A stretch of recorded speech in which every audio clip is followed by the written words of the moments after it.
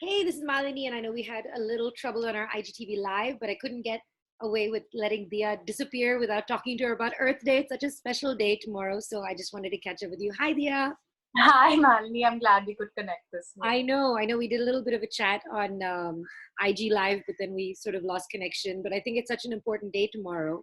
So I just wanted you to, share a little bit about, things that you feel about Earth Day and maybe the significance of it, because I think a lot of people don't know what it is about at all.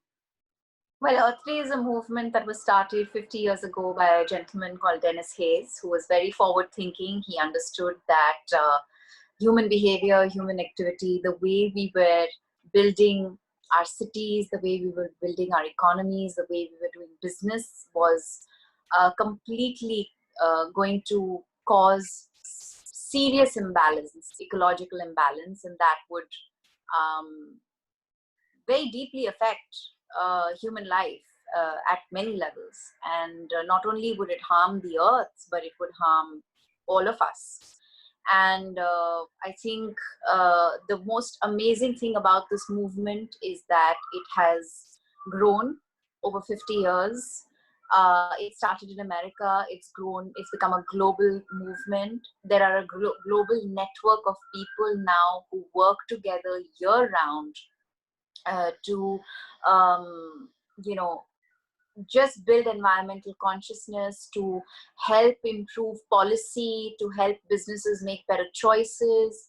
And they've actually been able to establish ways to introduce laws, change policy, and help and encourage people to do better for nature. This Earth Day is particularly significant not only because it's the 50th year, but it's also because it will be the first time when so many countries that traditionally meet on the ground and have all kinds of wonderful campaign work and celebrations to celebrate the action and the protection that we've managed to establish for the planet, and also call for action that we need to continue to carry forward, are now going to stay home and are using uh, technology and this incredible network to continue the work of advocacy and celebration. So it's a unique Earth Day, but the mission continues to just make more and more people recognize and understand that we are all connected. We're all inhabitants of one planet that is our home, and climate action is the theme of this year. And yeah, ironically, um, it is because of ecological imbalance that we are all home right now, and this pandemic exists. I mean, has occurred. So Yeah. yeah. You were saying something interesting earlier about how just us, not being out and about, the planet does heal itself. And I thought that was, and you gave me such a crazy statistic. Can you share that again? Sure. I was talking about how human behavior, human activity, the way we've built our homes, our cities, our world, we've basically altered 75% of the Earth's surface. That's crazy. 75%. That's a lot. Yeah, that's more than, I mean, any species on this planet would ever imagine to ever do. I mean, no other species would dare alter its natural environment, because every microorganism understands the role that it plays in securing, protecting, and creating life. Mm. I think the only species that got it a little wrong is the human species. Absolutely. Well, Because we moved away from the natural world. yeah, hopefully we're going to come out of this a little wiser and a little more aware of the things we should do. But tell me, what are your plans for Earth Day? I'm sure you have a lot going on. Yes, there is. There's a lot of advocacy work happening. There's a lot of celebration. There's, conversations I've been having with interesting people like yourself. I think it's very important to be able to connect with people from all walks of life to re-emphasize this immediacy and this need to reconnect as swiftly as we can with the natural world and protect it. Um, I'm going to be doing 3 wonderful conversations in continuation to these conversations I've been having on IG, called Down to Earth with D. I'll be talking to Gaur Gopal Das tomorrow.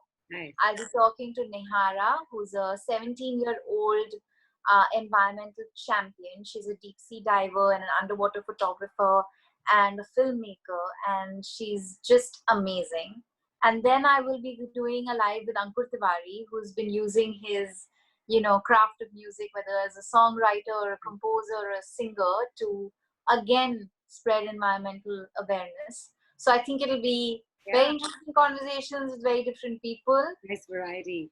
And what can people do to be part of this? Of course, they can come and watch the lives. Is there anything, especially when you're sitting inside your house and you feel like, okay, how do I celebrate Earth Day? What can they do? Well, I think if you just take some time out to just recognize in the day that we should all be grateful that we are born on a planet that is so alive and vibrant and supports so much life, that itself would be a celebration. Yeah. Because we don't often do this. But if there are so many incredible things happening all across the internet tomorrow that we can all be a part of. There's, of course, the Earth Day network that will be having all kinds of activities through the day. That if you want to go online, you want to sign up, you want to pledge for your support to something, you want to campaign for something. And the theme this year is climate action. So even if you identify a few things that you want to do in your everyday life, starting tomorrow, in support of the planet, it would make a big difference. Simple things like segregating your waste at home, refusing single-use plastics, right? Eating more plant-based diet, or just opting for more vegetarian meals and plant-based meals. Kind of cool, actually, how because of the lockdown, actually, probably so much of that is happening. Like, you're not using as much plastic. You're probably, doing a lot less damage to the environment. Our consumerism or our consumption has gone down, right? We've discovered that with minimal things, we can be okay. We don't need to hoard. We don't need to bring in. I mean, I think we've all kind of acknowledged that excess was unnecessary. So I think many of us are going to come out of this lockdown practicing minimalism, and understanding that we don't really need all the things that we keep. I realize that I barely need that many clothes. Like, I've probably worn like the same 5 t-shirts in the last 3 weeks. You just like recycle. You don't need that many things. Yeah. But I was also saying that it was so nice when, you hear these stories of like animal spotting and they're out and the animals must be like, where? Yeah, I was telling you about that when we kind of lost connection with IG, the live. I saw this beautiful post yesterday that that came from Africa, South Africa, of these 3 penguins that were marching around the streets, inspecting the streets. And it was so sweet. They're so little and they look so serious and so like and they really look like 3 investigating officers who are marching around the streets wondering, I wonder where those humans went. Good they aren't around right now. We can reclaim our spaces. It's all our land, once before they built these roads. They're like the penguins from Madagascar, where they're like, okay, cute and cuddly boys. Like, that's so sweet. It's such nice story.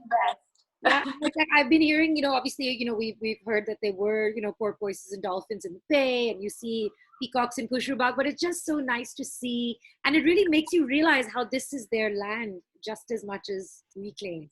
Yeah. Did you see the flamingos at Suri in Mumbai? Okay, so there's obviously we've lost a lot of mangrove and the land, the wetlands that support flamingo and this life, and they come here every year.